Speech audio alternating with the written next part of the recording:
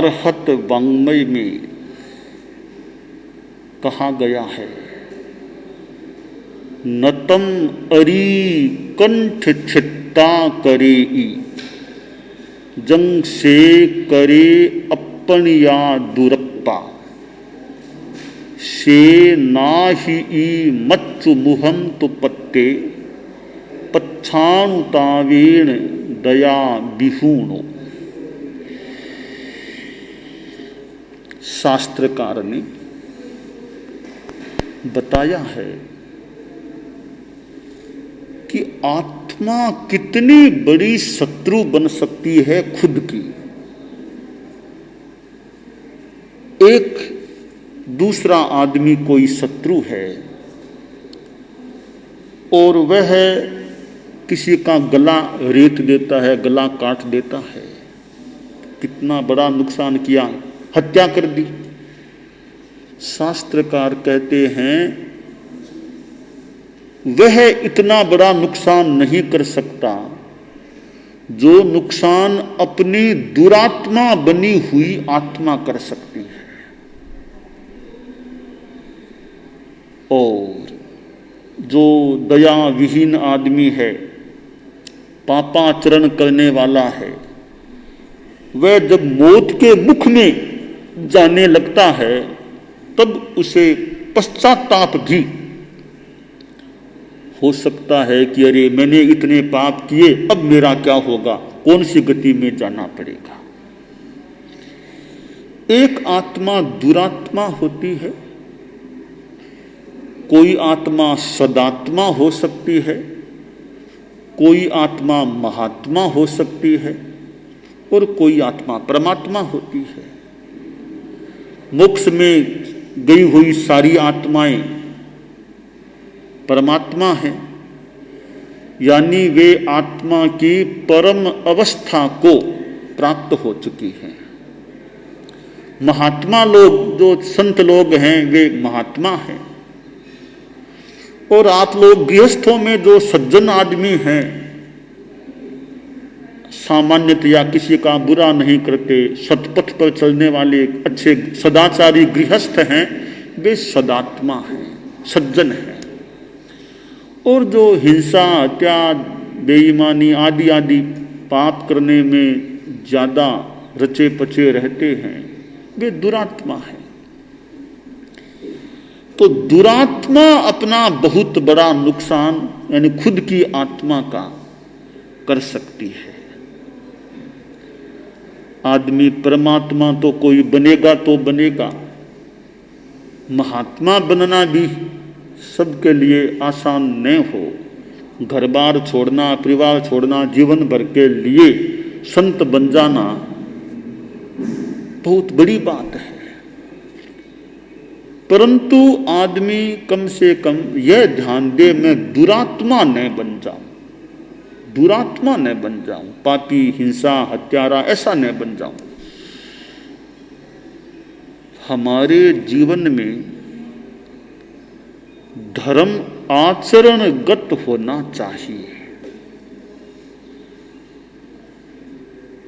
उपासना करना भी एक धर्म का अंग है, अच्छा है, पर आचरणों में भी धर्म आना चाहिए। एक सेठ था, कई जगह उसका व्यापार था, कई महानगरों में उसका व्यापार था, कपड़े का व्यापार था, बॉम्बे में भी था, कोलकाता में भी था और भी कई शहरों में था।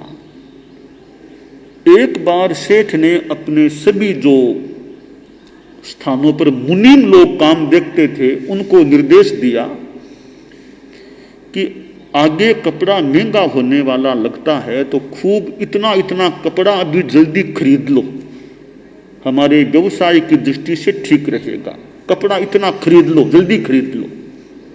सब जगह पत्र गए, कोलकाता भी गया, बॉम्बे भी पत्र गया, मुनीमों ने पत्र देख लिया। कुछ महीनों के बाद सेठ अपने प्रतिष्ठानों को संभालने के लिए यात्रायित हुआ। कोलकाता गया, मुनीम से बात की, कहा भी इतना कपड़ा मैंने खरीद लिया, आप देख लीजिए कि ठीक, अच्छा काम हो गया। फिर मुंबई गया, वहाँ भी वो मुनीम था का कपड़ा खरीद लिया। सेठ साहब कपड़ा तो नहीं खरीदा। क्यों खरीदा, क्यों नहीं? ये कपड़ा नहीं खरीदा, आपका जो पत्र आया था देखिए, मैंने बाजोट पर उसको अच्छी तरह रखा है, रोज मैं उस पत्र की पूजा करता हूं, कपड़ा तो नहीं खरीदा। सेठ ने कहा, रे पत्र की पूजा करने से क्या लाभ होगा? कपड़ा खरीद लेता तो व्यवसाय की दृष्टि से फायदेमंद बात होती। पूजा करता था, काम नहीं किया। एक संस्कृत में श्लोक है, बीतराग सपर्यायास तवाज्ञा पालनम वरम आज्ञा राधा विराधा च शिवाय च भवाय च। कि हे बीतराग पुरुष, आपकी पूजा करने की अपेक्षा आपकी आज्ञा का पालन करना ज्यादा अच्छा है। आज्ञा की आराधना करना मोक्ष की ओर ले जाने वाला है, आज्ञा की विराधना करना संसार की ओर बढ़ाने वाला, जन्म मरण की परंपरा में आगे धकेलने वाला बन जाता है। तो आत्मा को दुरात्मा न बनाने के लिए आवश्यक है कि आदमी पापों से बचे और अपने आचरणों में धर्म को प्रतिष्ठित करने का प्रयास करे। आदमी यह ध्यान दे कि मेरी जीवन शैली के साथ अहिंसा कितनी जुड़ी हुई है। छोटी छोटी बातों में ध्यान दिया जाए कि हिंसा से कैसे बचाव हो। आप देखिए, आपको दरवाजा बंद करना है, दरवाजा बंद करते समय थोड़ा सा ध्यान दे लिया कि कोई छिपकली जैसा कोई जीव तो बीच में नहीं है ना। देख लिया छिपकली है तो पहले भी छिपकली है तो बंद न करूं, एक हिंसा से बचाव हो गया। वरना फट दरवाजा बंद किया, कई बार छिपकली जैसे प्राणी भी अंदर आ जाते हैं, वे मर सकते हैं। तो यूं आपको मान लीजिए चलना है, एक तरफ बहुत चींटियां हैं, इधर चींटियां नहीं है, इतनी चींटियां हैं तो चींटियों के ऊपर पांव नहीं दिया, और भी रास्ता है, तो हिंसा से बचाव हो गया। चींटियों पर ही पांव देते देते चले तो चींटियों की हिंसा हो गई, हो सकती है। तो यूं हिंसा से बचाव हो सकता है।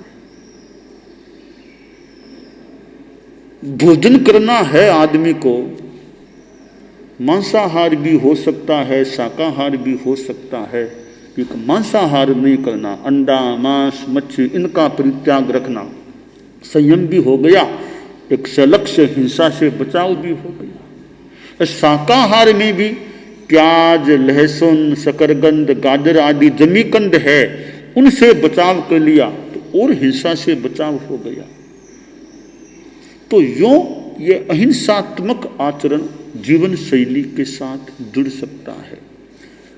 आपको बातचीत करनी है, आप यह ध्यान दें भी बातचीत में मैं झूठ से कितना बच सकता हूं। व्यापार का प्रसंग हो और कोई प्रसंग हो, आप झूठ का उपयोग करते हैं, भी देखो भी झूठ से बचा जा सकता है क्या।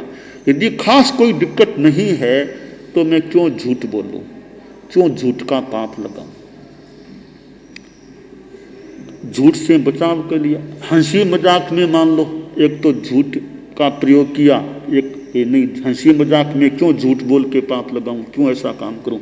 यूं ध्यान दे तो झूठ से जितना बचाव आप लोग कर सकें तो आत्मा के लिए हितकर बात हो सकती है। अब चोरी है तो भी दूसरे की चीज है, मुझे नहीं उठानी है, भले सोने की चीज भी मिल जाए, स्वर्ण की चीज भी मिल जाए, दूसरे की है, मुझे नहीं उठाना चोरी की भावना से। ऐसा संकल्प है, चोरी के पाप से कितना बचाव हो सकता है। और भी व्यवसाय आदि में कहीं बेईमानी न हो, तो यूं चोरी से, यूं पापों से बचने का प्रयास हो तो आत्मा को दुरात्मा बनने से बहुत बचाया जा सकता है। गुस्सा है कि भाई गुस्सा क्यों करना, लड़ाई झगड़ा गुस्सा, इनसे जितना बच सके। ठीक है, शांति से कोई बात करनी हो तो शांति से कर सकते हैं, गुस्सा आवेश झगड़ा न करें, आत्मा पाप से बच सकती है।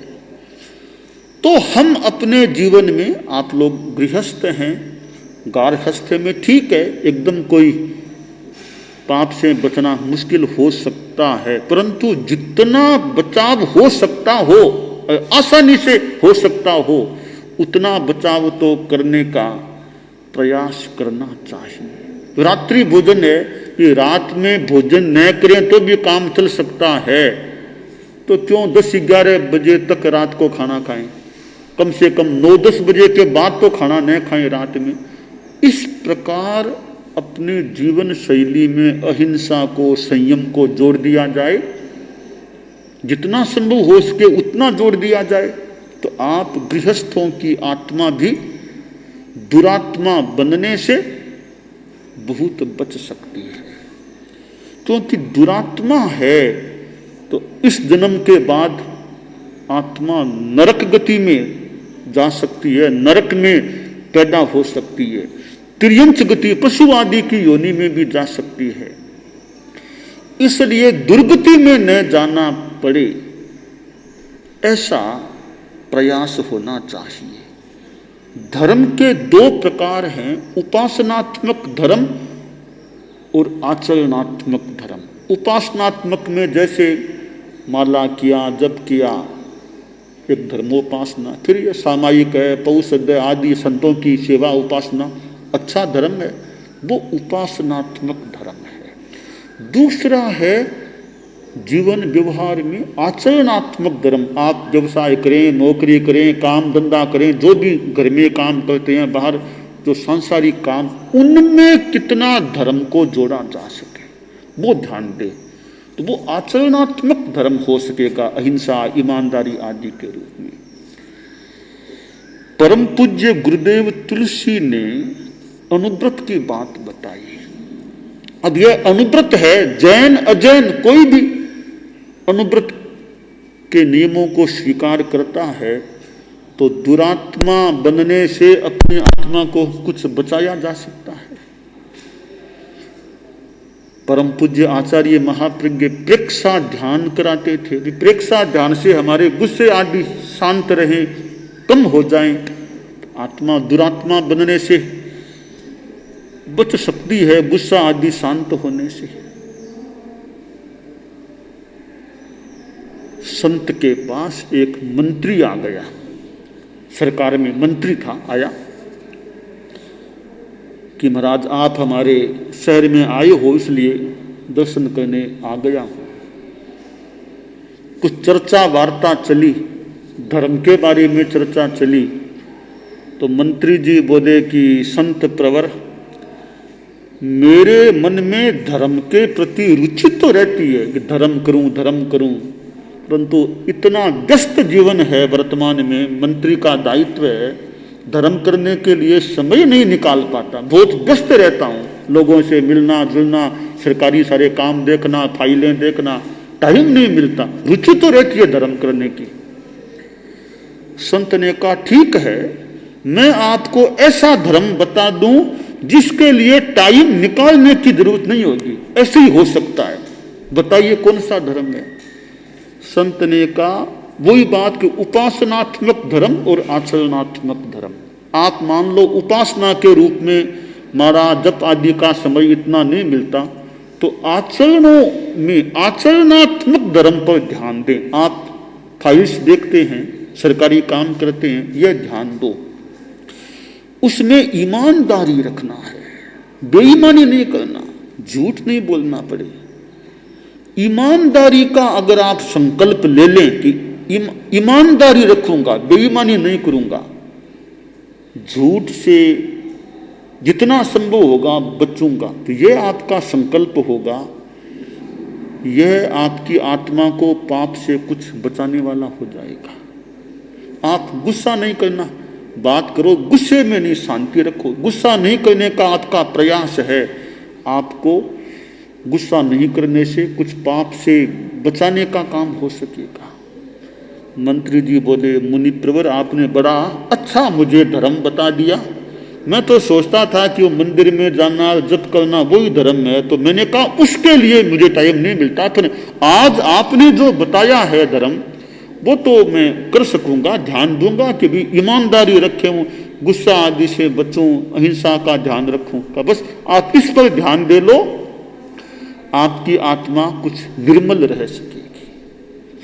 तो यह आचरणात्मक धर्म है। तो धर्म हमारे जीवन व्यवहार के साथ जुड़ जाए, हमारे स्वभाव के साथ जुड़ जाए, कि भी हमारे कार्य में प्रामाणिकता रहे, ईमानदारी रहे, व्यवहार में शांति रहे। बस ये चीजें, मैत्री, प्रमोद, ईमानदारी और समता भाव रहे, मन में समता, अनुकूलता, प्रतिकूलता, प्रयास रखें कि समता रखें, राग रोष आदि से बचें, लड़ाई झगड़ा से जितना हो सके बचें। बस यह है हमारी आत्मा को दुरात्मा बनने से बचाने की प्रवृत्ति हो सकती है। तो धर्म करना कठिन और थोड़ा थोड़ा ध्यान दें तो धर्म करना कुछ आसान भी है। कोई विशेष टाइम भी नहीं लगा, अपने जीवन में ध्यान दे लिया, जीवन में वो धर्म या संयम या पाप से बचाव कुछ आसानी से हो सकता है। मैंने कहा चींटियों पर चलना कोई आवश्यक तो नहीं है ना, इधर भी रास्ता है, तो क्यों चींटियों पर पांव रखें। बस एकदम आसानी से हिंसा से बचाव हो गया। बात कहना है तो बात गुस्से में भी कही जा सकती है, तो बात शांति से भी कही जा सकती है। थोड़ा सा मन को समझा दिया कि गुस्से में नहीं बोलना, तो पाप से बचाव हो गया। खाने में संयम किया, कुछ पाप से बचाव हो गया। यूं धर्म करना आसान भी है। तो आसान धर्म को तो विशेष रूप से ध्यान देकर आप लोग अपने जीवन में अपनाने का प्रयास करें, यह काम्य है।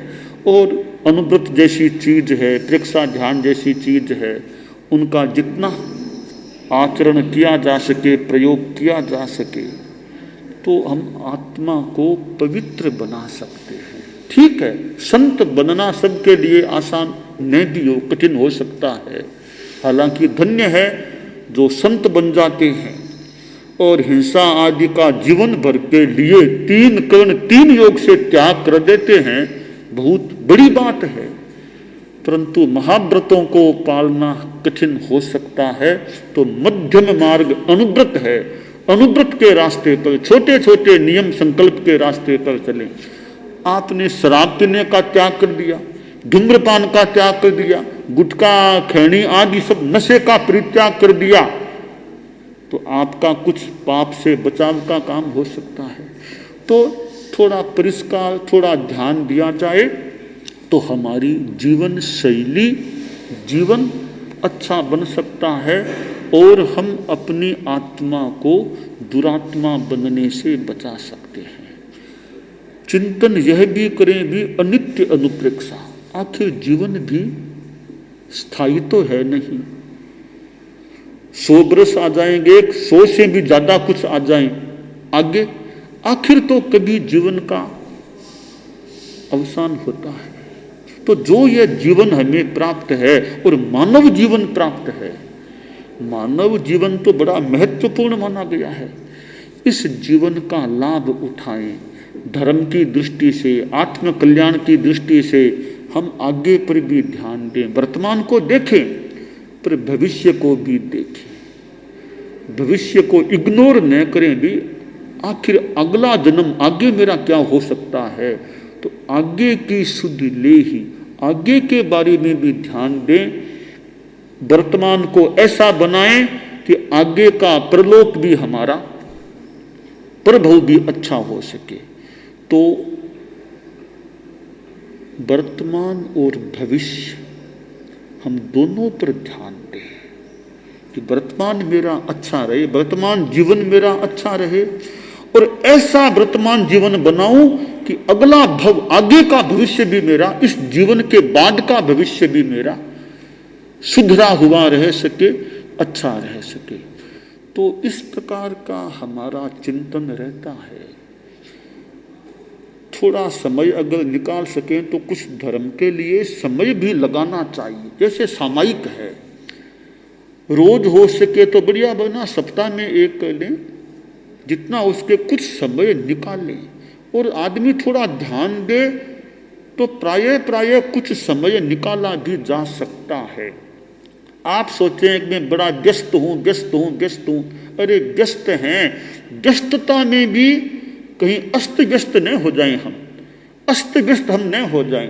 तो व्यस्तता में भी ध्यान दें, कहाँ से कितना समय निकाला जा सकता है। कई बार ऐसी स्थितियां बनती है, व्यस्त आदमी है, सारे काम छोड़ने पड़ते हैं और घर में रहना पड़ता है। तो जब मजबूरी में रहना पड़ता है तो मजबूरी नहीं, हम जानबूझकर सलग से कुछ समय निकालने का प्रयास करें कि भी और कामों के लिए समय लगाता हूँ तो आत्मा के लिए, धर्म के लिए वो भी कुछ समय निकालने का प्रयास करूँ। तो लक्ष्य बन जाए, कुछ महत्व दिया जाए, तो किसी काम को कम करके धर्म के लिए भी समय निकाला जा सकता है। और वैसे आचरणात्मक धर्म है, अहिंसा और ईमानदारी आदि, उनको तो बिना समय निकाले भी आचरणों में धर्म लाने का प्रयास करके भी किया जा सकता है। तो इस प्रकार यह हमारी धारणा रहे कि उपासनात्मक धर्म भी बढ़िया है। अगर उसके लिए इतना समय न मिल सके तो कम से कम आचरणात्मक धर्म है वो तो हम करने का प्रयास करें, तो उससे भी बहुत कल्याण हो सकता है। तो यह एक विवेचन का विषय है कि हम धर्म को कैसे आत्मसात कर सकते हैं। दानान सिद्धम अभयपयानम सच्चेषु या अणवज्जं वयन्ति तवेषु या उत्तम बंभचेरम लोगुत्तमे समणेनाय पुत्ते। अरहंता मंगलम, सिद्धा मंगलम, साहू मंगलम, केवल्ली पन्नत्तो धम्मो मंगलम। अरहंता लोगुत्तमा, सिद्धा लोगुत्तमा, साहू लोगुत्तमा, केवल्ली पन्नत्तो धम्मो लोगुत्तमो। अरहंते शरणं पवज्जामि, सिद्धे शरणं पवज्जामि, साहू शरणं पवज्जामि, केवल्ली